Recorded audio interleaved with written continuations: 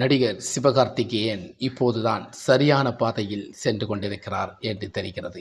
ஏன்னா அவருடைய ஒரு அமரன் படத்துக்கு வெற்றிக்கு பிறகு ஒரு அனுபவத்தோட இப்போது படங்கள் நடிக்க நினைக்கிறேன். அப்படித்தான் சமீபத்தில் நேற்றைக்கு அவருடைய பராசக்தி படத்தோட ட்ரெய்லர் வெளியாயிருந்துச்சு. ட்ரெய்லரை பார்க்கும்போது ஒரு அரசியல் கலந்த கலவையாக இருக்கிறது. ஆனால் இந்த ட்ரெய்லருக்கும் இந்த படத்துக்கும் பராசக்தி என்ற பெயருக்கு பல பிரச்சனைகள் உருவாகியிருக்கிறது. அந்த பிரச்சனைகளின் தீர்வை பற்றி தான் நம்ம இந்த வீடியோவில் பேச போகிறோம். வாங்க வீடியோக்குள்ளே போகலாம்.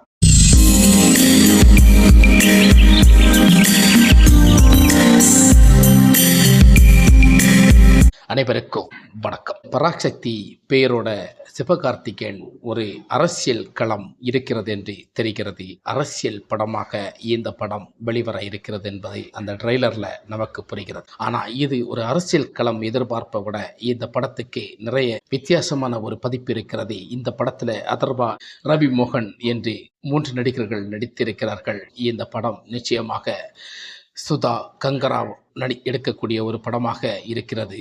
இந்த படத்துக்கு நிச்சயமாக ஒரு வரவேற்பு இருக்கும். ஏன்னா அவங்களுடைய படங்கள் சூரரை போட்டி, நிறைய படங்கள், ஒரு சில படங்கள் இறுதி சுற்றி, இந்த மாதிரி படங்கள் எல்லாம் மிகப்பெரிய ஒரு வெற்றி படமாக அமைஞ்சது. சூரரை போற்றி நமக்கு தெரியும், ஒரு தேசிய விருதுக்காக பரிந்துரைக்கப்பட்ட படங்களும் தேசிய விருது கிடைத்த ஒரு படம்.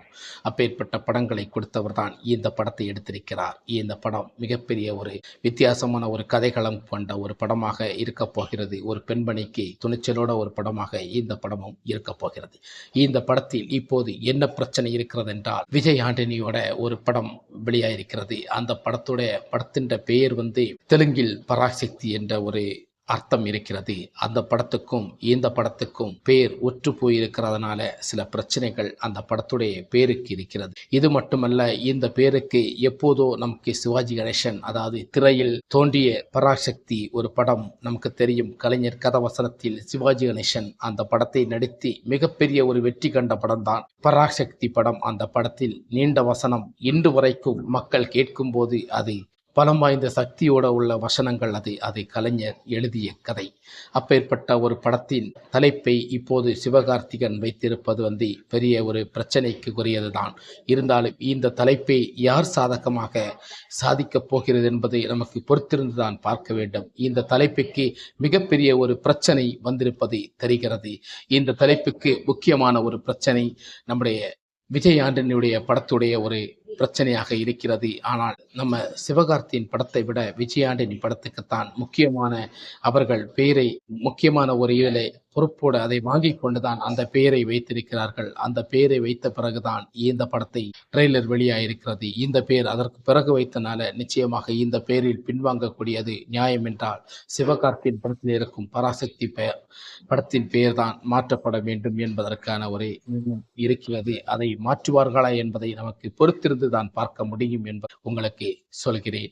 மீண்டும் இதே போல் பராசக்தி படம் அவளுடைய ட்ரெய்லர் ஒரு அரசியல் கலந்த ஒரு கலவையாக இருக்கிறது. சிவகார்த்திகேயனுக்கு ஒரு 25வது படம், மிகப்பெரிய ஒரு வெற்றி படமான ஒரு கதையாக இது இருக்கக்கூடும் என்பதை எந்தவித நம்பிக்கையின் துளி இல்லாமல் இருக்கிறது. இந்த படம் மிகப்பெரிய ஒரு வெற்றி படமாக இருக்கும். அதனால் தான் இந்த படத்தை 25வது படமாக தேர்ந்தெடுக்கிறார் என்று சொல்லப்படுகிறது. இந்த படம் நிச்சயமாக ஒரு அரசியல் களம்பல் தான் தெரிகிறது. ட்ரெய்லர்கள் புரிகிறது. படம் பல வருடங்களுக்கு முன்பு சுதந்திர தினம் முன்னாடியே உள்ள ஒரு கதை போல் தெரிகிறது. இதை நமக்கு படம் வெளிவந்த பிறகுதான் இந்த படத்தில் உள்ள கதை நமக்கு புரியும். அதுவரை காத்திருப்போம். சிவகார்த்திகேயனுக்கு பராசக்தி ஒரு நீண்ட சக்தியாக உருவாகும் என்பதற்கான ஒரு சந்தேகம் இல்லை. இந்த படம் நிச்சயமாக சிவகார்த்திகேயனுக்கு வெற்றியடைய வாழ்த்துக்களை தெரிவித்துக் கொள்வோம்.